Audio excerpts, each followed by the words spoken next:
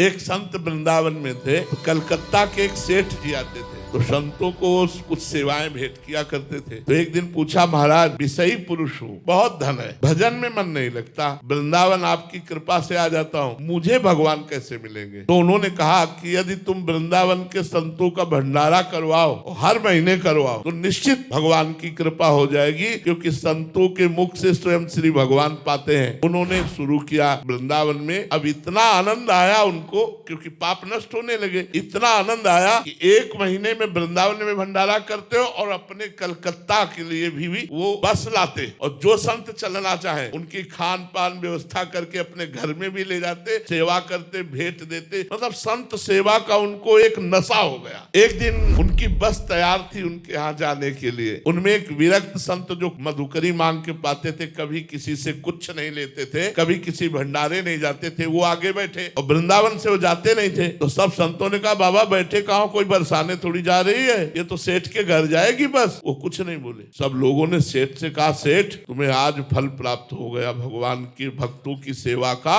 ऐसे विरक्त महापुरुष वो मनमाला चला रहे हो, गाड़ी में बैठे गए, वहां पंगत पाई। सेठ को पहले ही सब संतों ने बता दिया था, वृंदावन से बाहर नहीं जाते, पता नहीं कौन सा तुम्हारा पुण्य उदय हुआ कि तुम्हारे घर आए। वो सेठ गए, प्रणाम किया साष्टांग, और कहा, प्रभु आज हम पर कृपा हो गई। उनका चल वृंदावन, बस इतना कहा, चल वृंदावन। तो ये समझे नहीं पाए कि हम तो वृंदावन से ही लेवा के लाए हैं, वृंदावन तो आते ही जाते हैं, बस चुप, इतना ही कहा, चल वृंदावन। और बस गाड़ी में बैठे और चले आए। 2-4 दिन हुए कि एक लड़का था पूरे साम्राज्य का मालिक, एक्सीडेंट में मारा गया। जो ही लड़का मारा गया, घोर दुख। जब ये सब वैभव किसके लिए? तब उन्होंने मन में विचार किया कि भगवान, हम तो सुना था कि आप संतों की सेवा से प्रसन्न होकर के सारे दुख मिटा करके हमें भगवत प्राप्ति कराओगे, और संतों की सेवा सुना था इतने विरक्त संत आ रहे, ये सुख दिया आपने। उन्होंने सब संपत्ति को जो चैरिटेबल है उनमें बांट दिया, और अब कहा कि अब जीवन किस काम का। पति और पत्नी वृंदावन आ गए और बास करके नाम जप करने लगे। फिर एक दिन संत मिले, बोले आ गया वृंदावन? बोले महाराज पूरी तरह से आ गया, आप कहीं नहीं जाना।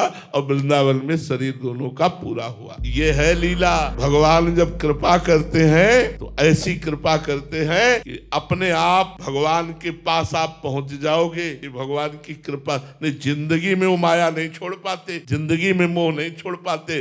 संतों की सेवा का फल हुआ कि एक्सीडेंट रूपी लीला से उनका पुत्र भगवत धाम गया, और प्रगट में दोनों पति पत्नी वृंदावन वास करके भजन करके भगवत धाम को प्राप्त हुए।